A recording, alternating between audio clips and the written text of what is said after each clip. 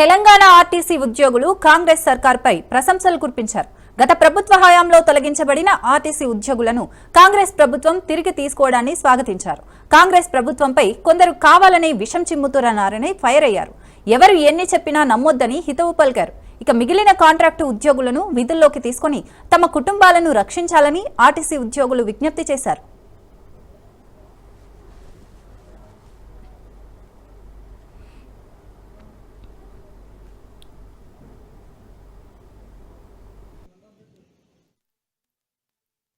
Sir, గత ప్రభుత్వంలో ఎవరైతే ఉద్యోగం కోల్పోయామో దాదాపు 491 మందిని ప్రజావాణిలో అప్లై చేసుకోవడం జరిగింది.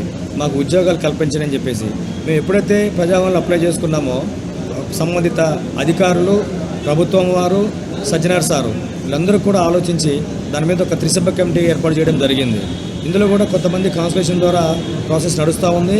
ఇంకా మిగిలిన వాళ్ళు కూడా కొద్దిమంది ఉన్నారు. మాకు మొదటి నుంచి కూడా గవర్నమెంట్ వారు ఏం చెప్పారంటే, Ponnam Prabhakar sir transport sir minister కలిసినప్పుడు మీ యొక్క సమస్యని అతి తొందరలో క్లియర్ చేస్తాను, ముఖ్యమంత్రితో మాట్లాడతానని చెప్పిన తర్వాత ఈ ప్రోగ్రామ్ అంతా స్టార్ట్ అవడం జరిగింది. వాళ్ళకి ప్రోద్బలంతో ఎండీ గారి సహకారంతో త్రిసభ్య కమిటీ ఏర్పాటు చేయడం జరిగింది.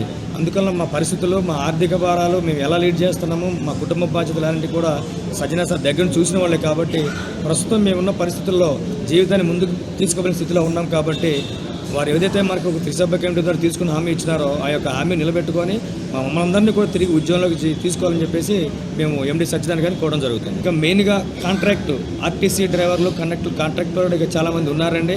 వాళ్ళు ప్రజెంట్గా రెగ్యులరైజ్ అయితే కాలేదు.